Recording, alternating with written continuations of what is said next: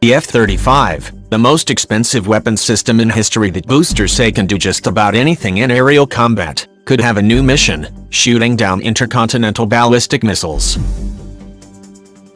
Ballistic missiles, like the kind North Korea has been perfecting with the goal of being able to reach the US with a nuclear warhead, pose a huge threat to the US as they re-enter the atmosphere at over a dozen times the speed of sound. The US uses advanced radars and ground missile interceptors without explosive charges to hit to kill incoming missiles. This method has been compared to hitting a bullet with a bullet, and it has really only been successful against unsophisticated, short-range targets or test dummies. But there's plenty of reason to doubt the US's missile defenses against North Korea would work. And advanced ICBMs with multiple warheads or decoy warheads could most likely confuse missile defenses and render them useless. But as an ICBM takes off the launch pad and lurches up to speed, the entire missile, warhead and all, is a single target. At that point, why not shoot it down with an air-to-air missile from an F-35? The F-35 is a missile interceptor.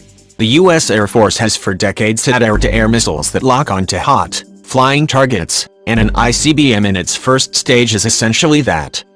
In 2007, Lockheed Martin got $3 million to look into an air-to-air hit-to-kill missile system.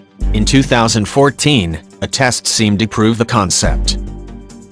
But the F-35 program, usually not one to shy away from boasting about its achievements, has been hushed about the prospect of using it to defeat one of the gravest threats to the U.S.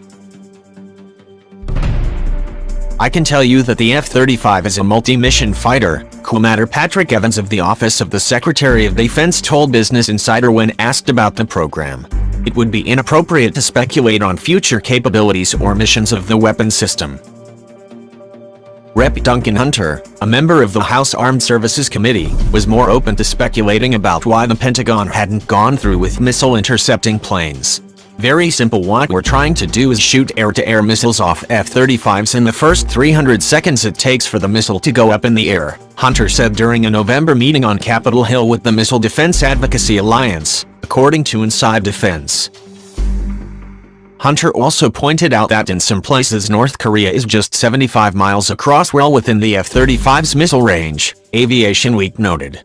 Hunter blamed a broken defense industrial complex for not picking up the air-to-air intercept sooner while spending $40 billion on ground missile interception.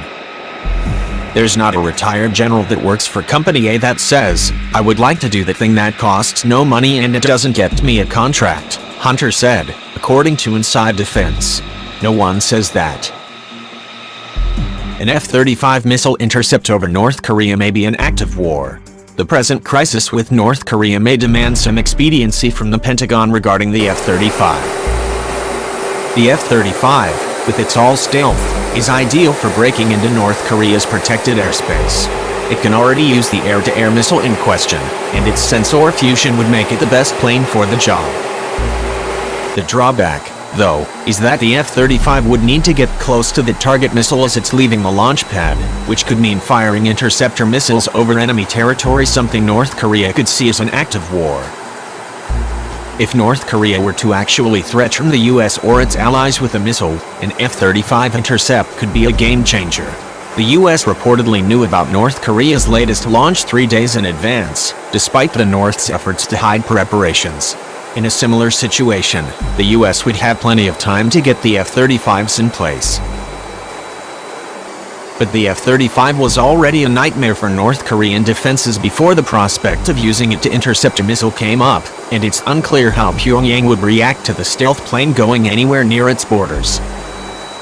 For now, at least one member of the House Armed Services Committee seems to think the F-35 is the best bet for giving the US an advantage over North Korea's nuclear program.